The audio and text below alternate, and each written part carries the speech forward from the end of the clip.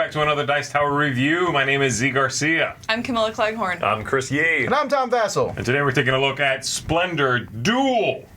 That's for two people. Fighting against each other, get it? But you can play Splendor with two people. Yes, but not only with two. And that's important. So this game is, of course, a spin-off of Splendor, which, yes, you could play with two, but this is its own thing. It now has a new co-designer. Marc-Andre was the original designer. Now he's brought on Bruno Cathala to work with him. And that immediately makes it better, right? Bruno Cathala is a fantastic designer. Well, now there's two names on the box. Now there's two names. Now there can be a duel. A legitimate duel. Yes. All right, so before we get too much into it and what we think of both this and Splendor and the comparisons there, let's go ahead and give you an overview. I'll have the smartest person at the table give you an overview, and we'll be back. In order to win the game, a player has to achieve one of three victory conditions, all listed up here. You must get to 20 points. You do that first, you win. And the points are up here at the tops of the cards. If you get to 10 crowns, you win. And those crowns are found in the center of some of these cards, like so. Or if you get to 10 victory points, so same as these, but in the same color. And so these two together would give me 7 in this black color. If I can get to 10 there, I do it and I win the game. So how are we going to play? One player is decided as the first player. The opponent will take one of these to begin the game with. I'll just give that to my opponent over there. And then you are ready to go. So on your turn, the very first thing you can do is spend one of these, if you have one, to take any one non-gold token from the board. These are the gold ones. Can't take those with one of those scrolls, and you put it back in the center if you do so. Second thing you may do is refill the board. And if you do that, you will take everything that's in the bag that has already been spent, mix it up, and replenish this board as much as you can. When you do so, there's a reminder here that you have to give your opponent one of these from the center. By the way, in this game, if you have them all and your opponent would take one, they just take it right from you. Once that's done and you've spent one of these if you want to, or replenish the board if you want to, then you'll take your turn proper. And your turn is one of three things. You can take tokens from the board. You can take up to 3 non-gold pieces as long as they are adjacent, diagonally or orthogonally, however you want to, up to 3. If the 3 you take are the same color, you'll give your opponent one of these scrolls. Or if you take both pearls, this one and this one, in the same go, you'll also give your opponent one of those. The pearls are very nice because there's no discounts for them and a lot of cards do need them. So you can take some of these. So for example, my first turn I could take red, red, green. I could take these 3, remove them from there and put them in a pool in front of me.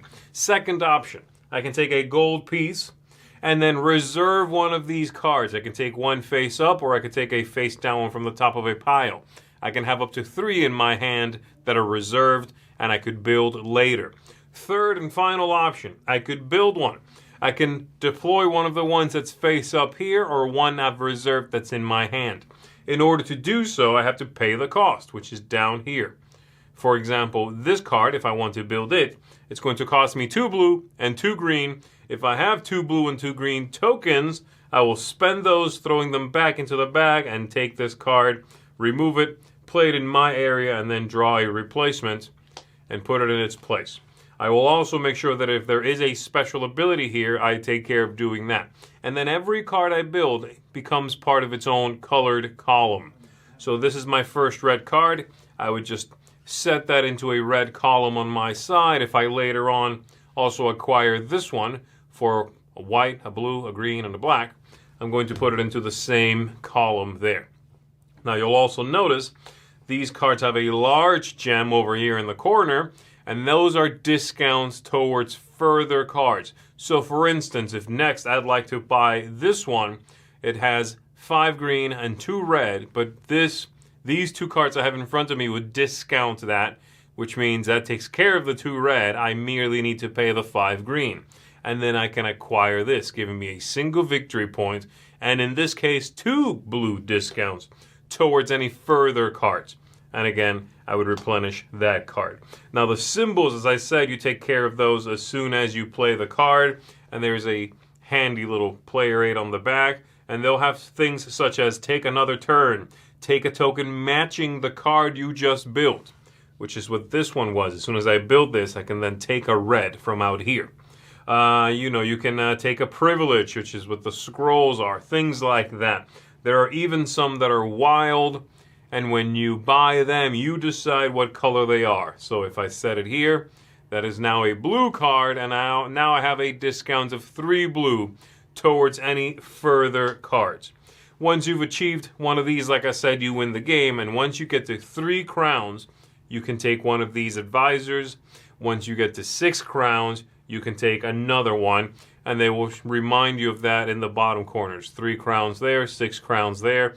They'll be worth 2 points and have an ability, or this one here is merely worth 3 points, no ability. That's the game. Try to achieve one of these 3 before your opponent, and if you do so, you immediately win the game. See, Tom, duel means 2 people. Yeah. So one thing I found fascinating about this is the pieces here fit very well, nicely in the box. Yeah. This same box size could have been used for Splendor. You know it. Gosh, that was my first thought, was they got the box right this time. Well, there's actually, isn't there slightly more stuff in this one? The cards, the poker chips are bigger in the original. That's true. Okay. Everything's, the This one cards has are a a little bit board, though, and the 3 scrolls there. The other one had tiles. I don't know. I think it's probably the same. It's We're very about the close. same. Yes, it's a smaller box. So right there, thumbs up right there for the fact that it's a smaller box. All right, so Splendor thoughts. I am curious how everybody comes down on Splendor itself. Like the original? Yeah, the original. 6.5. I Really? enjoy it. I tired of it very quickly. Marvel Splendor strangely didn't hook me. But I really like the expansion with the Cities of Splendor. I'm one of the idiots that apparently really likes the expansion, whereas No a lot one of even people knows don't. what that is. Yeah, I gave that an Didn't 8. do well. Yeah. Yeah, wow. So, I mean, I enjoy the expansion a lot more. I've only played the Marvel Marvel Marvel Zombie Splendor, Splendor, Marvel Splendor. Yeah, you played Splendor I don't like then. it. I don't like it at all. I mean, I would probably come down at like 4.5, maybe 5 on a good day if I'm feeling generous. I don't like Splendor. So I probably would give it a 6. I thought Splendor was okay. Very dry game. Not a lot of spark. I really like Splendor. I like Splendor a lot. only suckers like I Splendor. think I would give it an 8. The people. And that's probably with the same thing as you, because when Splendor came out, that's all anyone wanted to play in our gaming groups for. That's true. Like several months, it was Splendor, multiple tables consistently being played. But I love the whole just take poker chips, upgrade, get the cool cards. I enjoy that. It's definitely, it fits in the same size as me for Dominion, where I look at everything and go, okay, and then you just start doing some mechanical actions and run a little engine. Yeah. I guess, yeah. I think what's interesting about this box is it feels to me, because I like the expansion so much, this feels like a new product of Splendor with an expansion folded into it. You know what I mean? It's not that different, but it does have those few extra things. I agree. I think there's more game here than in Splendor. And again, this is for a smaller player count, but I think there's more gameplay in this, which is why, again, when people go, oh, you could play Splendor with 2. Yes, but this is better with 2. There's more game here, I think. There's new mechanisms. There are various things. Splendor, it's all about find a path, follow it quickly. I mean, that's the only thing. This one has a push and pull between when do you, this great push your luck of when do I refill the board and give you a benefit. And I've definitely seen it in games where you both just sort of stall a little bit, you know? If you're playing with this guy, he And will. you do the whole like, well, you know what? I'll take a single chip. I'll take 2 tokens, yeah, and let you refill. Oh, I'll buy this card because it's free for me now. I don't need it. I don't even need that discount. But it delays my turn. You need to refill. I like that. And sometimes you want to refill because you're looking for something specific, and giving up the scroll is worth it. Right, and I think also the push and pull of when do you take the gold wild token as opposed to getting 2 of the others. Well, you only need 1 of those colors. Is there somewhere I'll use that other color that's in that row? So it does have a nice, again, that kind of push and pull, but also a little bit of puzzle nature to it with that board and the layout each time you do refill it. I think this is the game that the word duel means something. Like Splendor, there's a little bit of interaction with the other players. Mostly you bought a card and wanted to buy. Yeah. You know, something like that. Sure. Or you took the chips or whatever. This game is very much in your face. I mean, to the point where if you don't use these, your opponent's going to take them away from you, the privileges. I will actually look and see when I'm taking 3 chips, I might only need 2. So I'm going to look at what you need and take a chip of that color. If I can get both pearls, I'm going to do it. Again, I'm not going to draw chips and let you. I'm not refilling the board. You refill it. Yeah. I don't know. There's just there's definitely a back and forth which I really like in this game. This game is super mean, or it can be, and I really like that. And I like that rising, sort of the cyclical tension of that. You know, that idea of you begin with a board filled, and very quickly it vanishes. Right. Yes. And then you have that sort of rising tension of when are we going to refill it? When are we going to refill it? Everybody's holding their breath. And then finally, somebody finally goes, okay, fine. No, I won't do it. I'm buying this instead. And so I really like that. I like that it's very cyclical that way. And I love the 3 ways in which the game can end. I think that's really interesting. That feels like they almost ported that over from Seven Wonders Duel. But in a logical way that really Yeah. works for this I was game. just say, I think it really works. Like in the gameplays I had, they were all right there on the cusp. You know, I mean, I really do think that there is a lot of balance in that, and they're all 3 legitimate ways to victory. You know, The game is very balanced. It was. I mean, in one of the plays I won at 20, the other person had 9 crowns, and I also had 9 in one column. You know, and so they were all right there. Just I agree. which one Games of triggers. this are close. Right, Yeah. which means decisions matter. Yes. You know, Yeah. and that's huge. Yeah, another small touch I think is great. I really like the way that the board is outlined. This is the pattern in which you refill the board. That way there's not any of that loosey-goosey, like, time to refill the board. Green chip goes here. Purple chip goes here. There's no purple, but you mean like, Yeah. Right. it's very thoughtful, the multiple paths to victory. Even something as simple as how to refill the board. The moments where you're passing that privilege back and forth. What do you do when there's none in the middle of the market? You take it from the opponent, or you have to give one to your opponent from your personal supply. So everything in here feels very tight and very slick. I'm very impressed with every questions. change. Yeah, Yes. there were no questions. All the symbols, which again are more play stuff, are very straightforward. It's just sleek is the best way I can put it. And I thought Splendor was already a very sleek game, but it was also very sterile. The sleekness came from it being very basic in a way, you know. And people were blown away by how clean it was. You play that a few times and it starts to feel a little sterile. I think this one, in my opinion, avoids that by having a few more mechanical things going on.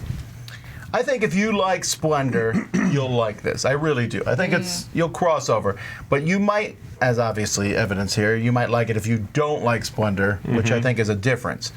I like almost everything about it very strongly. I like the duel back and forth.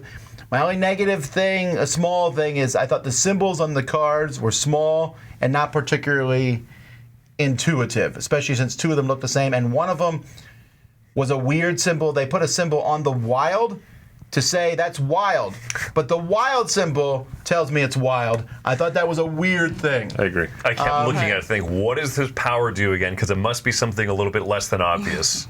No, it just it's means that. it's No, it's- wild. And I thought that was weird. But that's very minor. So for me, I like it a lot. So it's an 8. It's a very strong 8. And I could see, we'll see, maybe in a year it could go up to an 8.5 for me. But man, I kind of went into this like, I don't need this game really. And I came out thinking, whew, I want to kill my opponent. And in a good way. I really like that. Yeah, of course. In the good way. murder. Yeah, A good murder. I approve of good murder. Yeah. What do you got, Chris? I'm coming in at an 8.5. I like this more than I even like the original Splendor with its expansion, because the expansion for its Cities of Splendor felt a little bit glued on. You could see kind of the adhesive.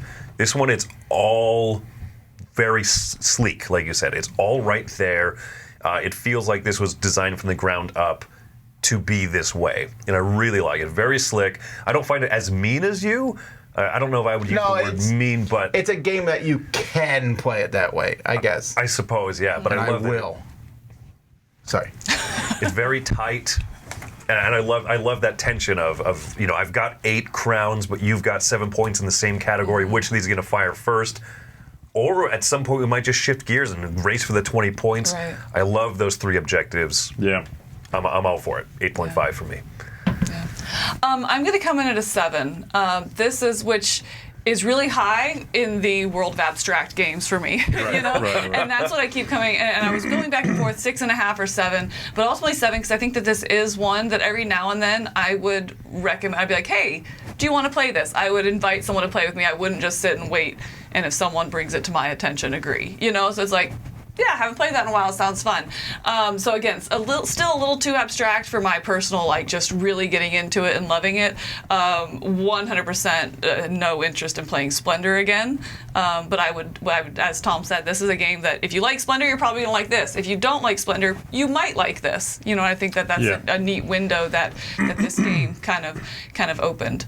Going from a 4 to a 7 is a big leap. That's a big, that's a big jump. Right? Yeah, I'm also coming in at an 8 like Tom. I think this is better than Splendor. Yes, it's got a smaller scope. You can only play this with 2, but I think there's more gameplay here. I think there are more interesting decisions here, and I never played the expansion. I think very few people played the expansion to Splendor. That was not very popular, but It wasn't. But yeah, there's just a little more gameplay here. Again, I know I talk about Bruno Catala a lot, but I think he's an extremely good 2-player designer, which is why a lot of designers, I think, bring him on to design 2-player versions of other stuff. Like 7 Wonders. Oh, I'm doing a 2-player edition of that? Grab Catala and bring him on. Same thing here. And I think, you know, that he delivers, so I can see why it keeps happening. So, yeah, I think this is solid. Let's make Strong 8.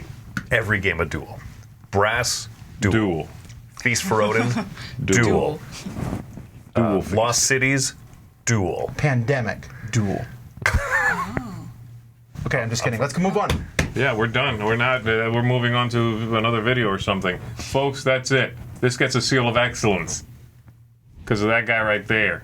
But, you know, several of us like it. That's going to do it, everybody. Thanks very much for tuning in. We appreciate you. My name is Z Garcia. I'm Camilla Faghorn. I'm Chris Yee. And I'm Tom Vassell. Keep being mean to your opponents.